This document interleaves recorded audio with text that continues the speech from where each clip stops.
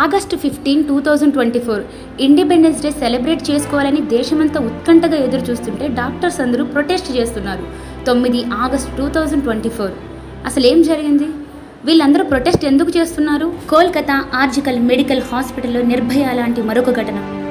Hospital seminar హాల్లోనే అత్యాచారం చేశారు. అదే హాస్పిటల్లో PG second year 31 years old ఒక ఫీమేల్ డాక్టర్ డ్యూటీలో ఉంది. తను 36 hours వర్క్ చేసి రెస్ట్ తీసుకుందామని సెమినార్ హాల్కి వెళ్ళింది.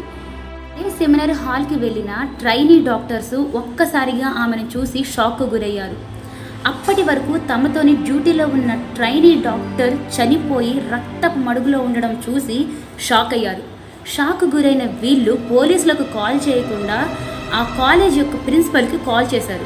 ఆ సెమినార్ హాల్కి వచ్చిన ప్రిన్సిపల్ సందీప్ ఘోష్ ఇది సూసైడ్ అని చెప్పి ముద్ర వేసిండు. ఒక ఇన్వెస్టిగేషన్ లేకుండా, పోలీసులకు ఫోన్ చేయకుండా, పోస్ట్ మార్టం చేయకుండానే అది సూసైడ్ అని ఎలా చెప్పింది ఈ ప్రిన్సిపల్?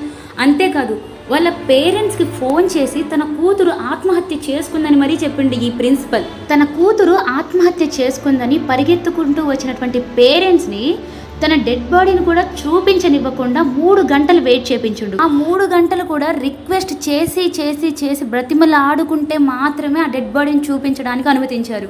ఎప్పుడైతే తన కూతురు యొక్క డెడ్ బాడీ చూసిన పేరెంట్స్, తన తల్లి రక్తపు మడుగులో ఉన్నటువంటి తన కూతుర్ని చూడగానే ఇది ఆత్మహత్య కాదు, ఇది హత్య అని చెప్పి డిమాండ్ చేయడం మొదలుపెట్టింది. తన కూతురి వంటి మీద ఉన్న గాయాలు, తన కళ్ళల్లో స్పెక్స్ యొక్క గ్లాసెస్ పుచ్చుకొని ఉండడం చూసి తను ప్రొటెస్ట్ చేయడం మొదలుపెట్టింది. ఇంత పెద్ద ఇష్యూ జరుగుతుంటే ఈ కాలేజ్ ఆర్జికర్ కాలేజ్ ప్రిన్సిపల్ ఈ కాలేజ్కి రిజైన్ చేసి నెక్స్ట్ డేనే వేరే కాలేజ్లోనే అపాయింట్మెంట్ అయ్యాడు. పేరెంట్స్కి మద్దతుగా కాలేజ్ యొక్క డాక్టర్స్ అందరూ ప్రొటెస్ట్ చేయడం మొదలుపెట్టారు. దీంతో ఇది పోలీసుల వరకు వెళ్ళి పోలీస్ ఇన్వెస్టిగేషన్ అనేది మొదలైంది. వీరు సీసీటీవీ ఫుటేజ్ ద్వారా చెప్పింది ఏంటంటే 9 ఆగస్ట్ 2024 టైము అరౌండ్ 3 AM హాస్పిటల్కి ఒక వ్యక్తి వచ్చాడు. అతను అటు ఇటు తిరుగుతూ పల్మనాలజీ డిపార్ట్మెంట్కి వెళ్ళాడు. అక్కడ నుండి సెమినార్ హాల్కి వెళ్ళాడు. ఆ సెమినార్ హాల్లోని రెస్ట్ తీసుకుంటున్న ట్రైనీ డాక్టర్ని చూసి ఆమెను అత్యాచారం చేసి అరౌండ్ 3:50కి బయటకు వచ్చాడు. బయట నుండి డోర్ గడిపెట్టి మరీ వెళ్ళాడు. సీసీటీవీ ఫుటేజ్ ద్వారా అతను సంజయ్ రాయ్ అని పోలీసులు గుర్తించారు. అతను ఒక సివిక్ వాలంటీర్ కూడా, పోలీసుల కింద పనిచేసే వ్యక్తి. పోలీసులు ఇన్వెస్టిగేషన్ చేస్తూ ఈ అత్యాచారం నువ్వే చేసావా అంటే ఫస్ట్ ఇతను ఒప్పుకోలేదు. కానీ ఆ సెమినార్ హాల్లోని తను ఒక బ్లూటూత్ని వదిలేశాడు.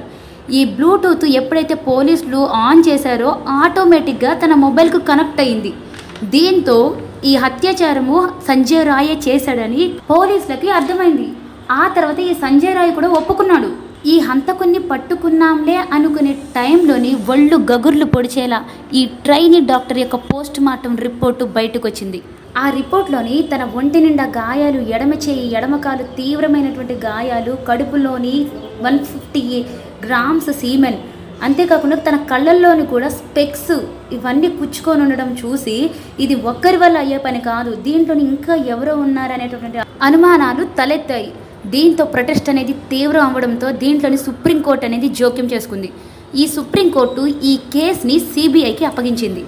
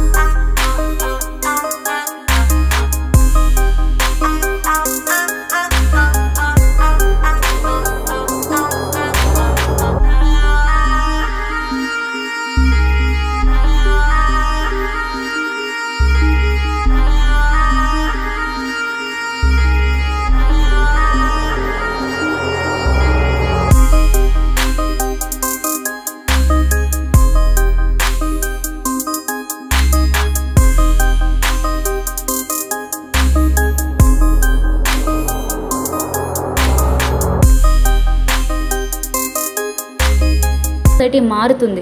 లేదంటే ఇలాంటివి మరెన్నో చూడాల్సి వస్తుంది. But anyway, we lost one beautiful and dynamic hard working doctor. RIP Moumita.